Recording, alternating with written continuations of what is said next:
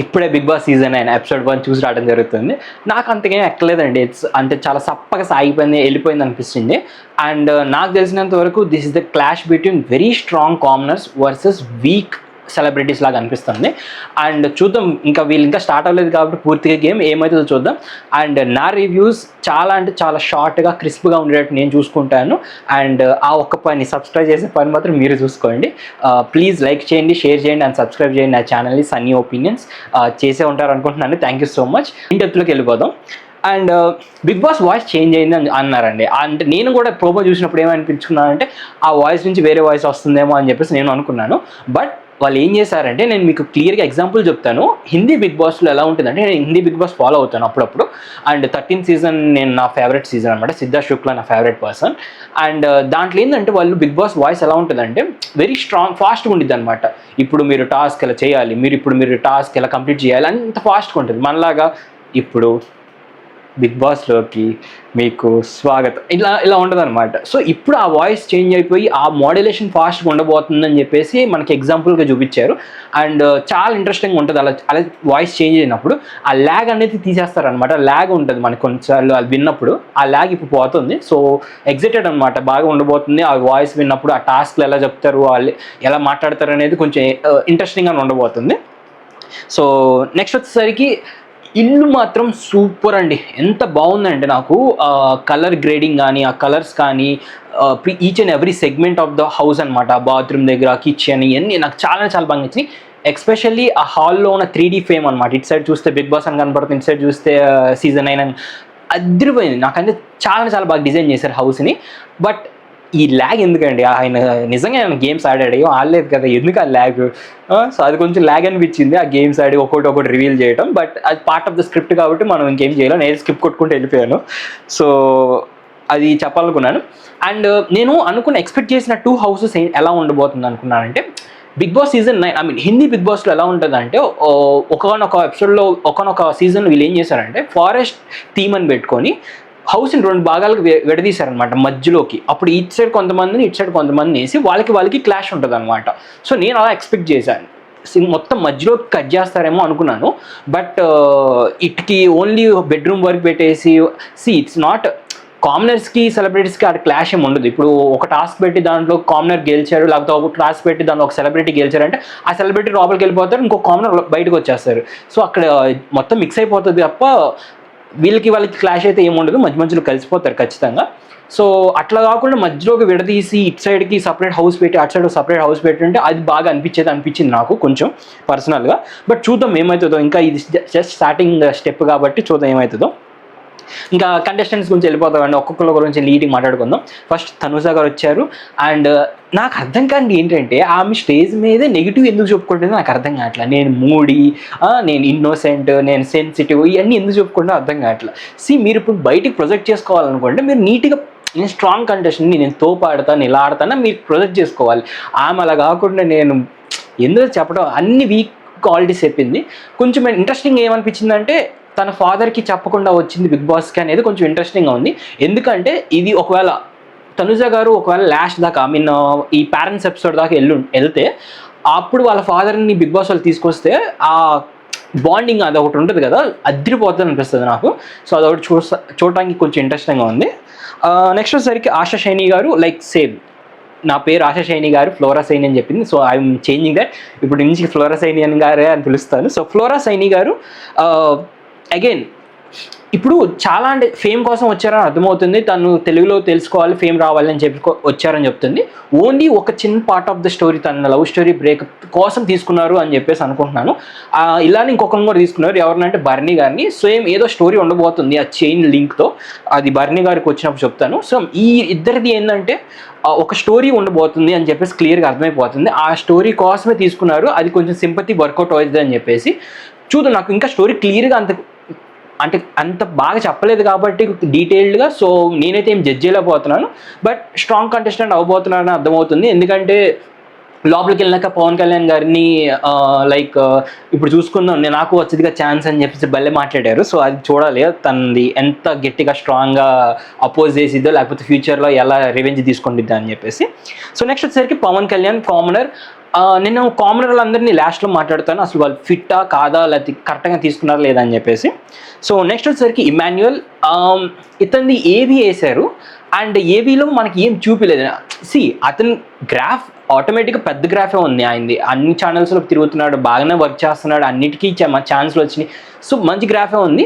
ఆయన తీసుకుని రావడానికి ఏకైక కారణం ఏంటంటే ఎంటర్టైన్మెంట్. ఆ ఎంటర్టైన్మెంట్ ఇస్తాడా లేదా అనేది డౌట్, క్వశ్చన్ మార్క్ అనమాట. సో నాకు చూసినంత వరకు ఈ ఎపిసోడ్లో అయితే బాగానే ఎంటర్టైన్ చేశాడు అనిపిస్తుంది. లైక్ కొన్ని మధ్యలో కొన్ని పంచెస్ కానీ అంటే ఎక్కువ చూపలేదు కాబట్టి నేను అదే చెప్తున్నాను, మనకు చూసిన వరకే చెప్తున్నాను. సో ఆ ఎంటర్టైన్మెంట్ వరకు బాగానే ఉంది. ఆయన కొంచెం మంచిగా సింగింగ్ టాలెంట్ ఉంది, లైక్ మిమిక్రీ టాలెంట్ ఉంది, నాకు చాలా బాగా అనిపించింది. So he is also very strong contestant అనిపిస్తుంది. సో నెక్స్ట్ వచ్చేసరికి శ్రేష్ఠి వర్మ. తినని ఓన్లీ ఫెమినిజం కోసమే తీసుకెళ్తున్నారు అనిపిస్తుంది. రీజన్ ఏంటి అంటే ఇప్పుడు తను వచ్చినప్పుడు తన గురించి ఏంటి, తను ఏం చేస్తుంది, తను ఎలా మాట్లాడుతుంది, తను ఏంటి, తన గురించి తన పర్సనాలిటీ ఏందని చెప్పకుండా ఫెమినిజం అనే టాపిక్ని తీసుకొచ్చి అమ్మాయి కోసం వెళ్ళాలి, లైక్ బయట కాంట్రవర్సీ జరిగింది కరెక్టే, బట్ అదే ఒక్కటే పాయింట్ పట్టుకొని తిని ఆ ఒక్క పాయింట్ గురించే మాట్లాడతాం అనేది రాంగ్ అనిపించింది, చాలా అంటే చాలా రాంగ్ అనిపించింది. అయినో అమ్మాయిలు చాలా స్ట్రాంగ్, వెళ్ళాలి, వాళ్ళు పుష్ అవ్వాలి అని చెప్పేసి, బట్ దానికోసమే ఒక కంటెస్టెంట్ని తీసుకుని రావడం అనేది ఎంతవరకు కరెక్ట్ అనేది నాకైతే తెలియట్లేదు. సో నా ఉద్దేశం ప్రకారం తన ఆటను చూస్తే అర్థమైతే స్ట్రాంగ్ కంటెస్టెంటే కాదా అని చెప్పేసి, బట్ ఈ పాయింట్ అన్ఫేర్ అనిపించింది, లైక్ ఈ ఫెమినిజం అన్న ఒక పాయింట్ని తీసుకొని లోపలికి రావడం అనేది. అండ్ నెక్స్ట్ వచ్చేసరికి హరీష్ గారి తర్వాత మాట్లాడతాను లాస్ట్లో. నెక్స్ట్ భరణి గారు, సేమ్ నేను చెప్పినట్టుగానే తను విలన్ పాత్రలు ఎక్కువ పోషించి వీళ్ళు ఏంటంటే వీళ్ళు లోపల సాఫ్టే, బట్ విలన్ పాత్రల వల్ల బయట జనాలకి చాలా కక్షకుడుగా లైక్ వెరీ స్ట్రాంగ్ పర్సన్గా, వెరీ యారగెంట్ పర్సన్ లాగా అనిపించింది. సో దానికోసం అది చేంజ్ చేసుకోవడం కోసం లోపలికి వస్తున్నారు అనిపిస్తుంది. అండ్ ఆల్సో ఏదో సంథింగ్ స్టోరీ ఉంది ఆ చైన్తో, లైక్ వాళ్ళ మదర్తోనే ఆల్మోస్ట్, లైక్ చూడాలి అది అసలు ఏంటి, ఆ స్టోరీ ఏందని పూర్తిగా ఒక ఎపిసోడ్ అంతా దాని మీద వెళ్ళబోతుందని మనకు అర్థమవుతుంది. సో రెడీగా ఉండండి ఏడవడానికి. భరణి గారిది కానీ, లైక్ సంజన గారి కానీ, లేకపోతే ఆశా షైని గారి ఫ్లోరా సైని గారిది కానీ, వీళ్ళందరిది ఏదో ఉండబోతుంది ఒక స్టోరీ, కొంచెం ఏడవడానికి రెడీగా ఉండండి. నెక్స్ట్ రీతు అలియాస్ దివ్య. సో దివ్య అలియాస్ రీతు అని చెప్పొచ్చు, దివ్య అలియాస్ రీతు గారు. అండ్ తిని కూడా అంతే సేమ్ తనుజ గారి లాగా నోటి దూల అనేది ఒక పెట్టుకుంటాం, లేకపోతే ఇలాంటి నెగిటివ్ ఎందుకు చెప్పుకుంటున్నారో నాకు అర్థం కావట్లేదు. వెరీ ఇన్నోసెంట్ కిడ్, అంటే మైండ్ ఏం లేని, అసలు నాకు మైండే లేదని చెప్పేస్తాను తను ఆటోమేటిక్గా డైరెక్ట్గా. సో ఎలా వీళ్ళు ఆడతారు దాని బేసిస్ మీద ఓట్స్ పడతాయి తప్ప వీళ్ళ పర్సనాలిటీ క్యారెక్టర్ మీద పడవు. ఎందుకంటే క్యారెక్టర్ మీద పడేది ఎవరైనా అంటే పవన్ కళ్యాణ్ లాంటి వాళ్ళకి, లైక్ వాళ్ళు ఏంటంటే సోల్జర్ కోసం వచ్చారు, అలా క్యారెక్టర్ ఉంటుంది కదా, వాళ్ళకి ఒక పర్సనాలిటీ ఉంది, దాని మీద బేస్డ్ ఓట్స్ ఉంటాయి కదా కొంతమంది వేసే ఓట్స్, అవి వీళ్ళకి పడవని చెప్తున్నాను. సో చూడాలి, గేమ్ బట్టే ఇంకా పడతాయి వీళ్ళకి. నెక్స్ట్ వచ్చేసరికి సంజన గారు. నా పాయింట్ ఏంటంటే ఇక్కడ గట్టిగా ఒక పాయింట్ మాట్లాడుతున్నాను. తను వచ్చింది ఫేమ్ కోసం కాదు, తను వచ్చింది ఛాన్సెస్ కోసం కాదు, తను వచ్చింది ఒకే ఒక గోల్ ఏంటి అంటే, నాకు బయట ఒక కేసు నడుస్తుంది, ఆ కేసు తీసేశారు సుప్రీంకోర్టు వాళ్ళు, అది నా మీద లేదు, కానీ సంజన అంటేనే సంజన కేస్ అనే ఒక ప్రింట్ పడిపోయింది, ఆ ప్రింట్ని మార్చుకొని నేను అసలు నాకు సంబంధం లేదని నిరూపించుకోవడానికి వస్తున్నారని క్లియర్గా అర్థమవుతున్నప్పుడు నేనేమనుకుంటున్నానంటే ఫస్ట్ వీక్లోనే మీకు ఒక ఎపిసోడ్ పెట్టేయండి, లైక్ ఏం ఎపిసోడ్ అంటే వాళ్ళ లైఫ్ స్టోరీస్ చెప్పే ఎపిసోడ్, దాంట్లోనే ఈ అమ్మాయిని కొంచెం హైలైట్ చేసి చూపించేసేయండి, తన కేసు ఏం లేదు, తను మంచిది అది ఇది అని చెప్పేసి ఇంకా పంపించేసేయండి 1 వీక్ తర్వాత. ఎందుకంటే తను ఆడటానికి రాలేదు క్లియర్గా, తను ఓన్లీ కేసు మీద వచ్చింది, ఆ కేసు వరకే చెప్పుకుంది, ఆ కేసు గురించి మాట్లాడింది స్టేజ్ మొత్తం మీద. సో నేను చెప్తుంది అదే, ఓట్లు వేసే వాళ్ళు కూడా క్లియర్గా అది మైండ్లో పెట్టుకుని ఓటు వేయని అనుకుంటున్నాను. నేను నాకు తెలిసిన తర్వాత త్వరగా వెళ్ళిపోతారేమో అనిపిస్తుంటాను. లోపల ఇప్పుడు దాకా ఉన్న ఛాన్సెస్ కూడా లైక్ ఎక్కువ మాట్లాడలేకపోవటం, ఆ పర్సనాలిటీ బయటికి రాకపోవటం, కొంచెం ఏదో హుందాతనంగా లైక్ నేను పెద్దదాన్ని అన్న ఒక అది కనపడుతుంది తను చూసిన ఎపిసోడ్లో. సో అది నాకు కొంచెం నచ్చలేదు. అండ్ చూద్దాం ఎంతవరకు వస్తారో. నేను అనుకోవడం అయితే వెళ్ళిపోతారేమో అనుకుంటున్నా త్వరగా, వెరీ వీక్ కంటెస్టెంట్ అనిపించింది నాకైతే. సో నెక్స్ట్ వచ్చేసరికి Ramu Rathod, singer, very energetic, very young. చూద్దాం ఎలా ఉంటాడో. నాకైతే ఎక్కువ మనకేం కనపడలేదు, బట్ 560 మిలియన్ రాను బొంబాయికి రాను అనే సాంగ్ కొట్టారు అంటే it's very very great achievement. So చూద్దాం. ఎక్కువ ఏం లేదని ఆయన కంటెంట్ కూడా పాడారు, అది దాని గురించి మాట్లాడారు. ఒకే ఒక సాంగ్తో ఆయన మొత్తం లైఫ్ స్టోరీ చేంజ్ అయిపోయింది. తను కూడా ఇప్పుడు మంచి ఫేమ్లో మంచి సాంగ్స్ తీసుకుంటూ మంచి ఫేమ్లో ఉన్నాడు. మరి నాకు తెలిసి మనీ కోసం వచ్చారో మరి దీనికి మనకు ఒక పర్పస్ దాకా వచ్చారని ఎవరు చెప్పలేదు. ఇమాన్యుయల్ చెప్పలేదు, ఈవెన్ రాము రాథోడ్ చెప్పలేదు మనకి ఏ పర్పస్ మీద వచ్చారో అని చెప్పేసి. సో చూద్దాం ఏమవుతుందో అని చెప్పేసి. సో నెక్స్ట్ వచ్చేసరికి శ్రీజాది ఒక కామనర్, తర్వాత చూద్దాం సుమన్ శెట్టి గారు అని. ఈయన అసలు ఎలా మాయమైపోయారో నాకు అర్థం కాదు. ఒకప్పుడైతే అసలు తేజ గారి సినిమాలు అన్నిట్లో వరుస పెట్టి ఉన్నారు, మధ్యలో సడన్గా ఒక డిసపియర్ బటన్ నొక్కేసి మళ్ళీ సడన్గా సర్దార్ గబ్బర్ సింగ్ ఒకసారి కనపడినట్టు గుర్తు నాకు, ఆ రాడ్ చేసే అతనిలాగా. నెక్స్ట్ ఇంకా ఇప్పుడు మళ్ళీ ఫేమ్లోకి రాబోతున్నారు. సో ఈయన వచ్చిందైతే ఫేమ్ కోసమే, తెలుగులో నేను ఉన్నాను అని నిరూపించుకోవడానికి వస్తున్నారని అర్థమవుతుంది. బట్ అగైన్ వీక్ కంటెస్టెంట్ అనిపిస్తుంది, ఎక్కువగా మాట్లాడటానికి తడబడుతున్నారు, చాలా అంటే చాలా కష్టంగా మాట్లాడుతున్నారు, అది క్లియర్గా అర్థమైపోతుంది మాట్లాడేటప్పుడు. సో చూద్దాం ఏమవుతుందో. నాకు తెలిసినంత వరకు వీక్ కంటెస్టెంట్ లాగే ఉన్నాడు, బట్ గేమ్ బట్టి అర్థమవుతుంది. నేను అప్పుడే జడ్జ్ చేయట్లేదు ఎవరిని, ఇప్పుడు చూసిన ఎపిసోడ్ బట్టి చెప్తున్నాను మీకు ఒపీనియన్. సో టాస్క్లను బట్టి ప్రతి ఎపిసోడ్ నాకు ఎవరి మీద అయినా ఒపీనియన్ మారుద్ది ఖచ్చితంగా, దాన్ని బట్టి నేను మాట్లాడతాను. నెక్స్ట్ వచ్చేసరికి కామనర్స్ అండి. కామనర్స్లో వాళ్ళ గురించి మాట్లాడుకుందాం. ఎవరు కరెక్ట్ రైట్ డెసిషన్ తీసుకున్నారు అంటే ఆ ఆరుగురులో ఎవరు పర్ఫెక్ట్ హౌస్కి, లేకపోతే ఎవరు పర్ఫెక్ట్ కాదని మాట్లాడుకుందాం. 6 వెళ్ళారండి, దాంట్లో పర్ఫెక్ట్ అని చెప్తుంది దమ్ము శ్రీజ. ఫస్ట్ ఆఫ్ ఆల్ ఎందుకు, రీజన్ ఏంటి అంటే బాగా ఆడుతుంది, గేమ్స్ అన్ని బాగా ఆడుతుంది, చాలా ఎంతూజియాజం, చాలా యాక్టివ్గా ఉంటుంది, చాలా బాగా పర్ఫామ్ చేస్తుంది, గట్టిగా ఫియర్లెస్గా మాట్లాడుతుంది కాబట్టి తను తీసుకున్నారు. సో పర్ఫెక్ట్ జడ్జ్మెంట్ అనుకోవచ్చు. రెండోది వచ్చేసరికి హరీష్ గారు. నేను పర్ఫెక్ట్ అని చెప్పను కానీ బెటర్ ఉన్న వాళ్ళల్లో ఈ 13 మందిలోనే తీసుకోవాలి కాబట్టి వాళ్ళు ఉన్న వాళ్ళందరిలో బెటర్. రీజన్ ఏంటి అంటే ఫియర్లెస్ క్యాండిడేట్ కాబట్టి బిగ్ బాస్కు మంచి ఇంట్రెస్టింగ్ కంటెంట్ ఉంటుంది. గట్టిగా మాట్లాడి ఎవరినైనా ఎదిరించి మాట్లాడే సత్తా ఉన్న వాళ్ళని లోపలికి తీసుకెళ్తే, లైక్ మీరు పెద్దోళ్ళ మీరు చిన్నోళ్ళని చూడరు. లైక్ ఇప్పుడు బర్నీ గారిని ఎదిరించమంటే హరీష్ గారు ఎదిరిస్తారు ఖచ్చితంగా, లైక్ ఇంకా సంజన గారిని ఎదిరించమని ఎదిరిస్తారు ఖచ్చితంగా. సో అలాంటి వాళ్ళని లోపలికి తీసుకెళ్తే ఇంట్రెస్టింగ్గా ఉండబోతుందని చెప్పేసి తీసుకున్నారని అర్థమవుతుంది. సో అగైన్ కొంచెం better decision. And third person వచ్చేసరికి ప్రియా గారు. నేను చెప్పాక పర్ఫెక్ట్ అయితే కాదు, ఎందుకంటే ల్యాకింగ్ పాయింట్స్ ఉన్నాయి. ఒకటి ఫిజికల్ టాస్క్ అంత బాగా ఆడలేరు, ఎక్కువగా సరిగ్గా మాట్లాడతాం కూడా మనం ఇంతవరకు చూడలేదు. Very sweet candidate.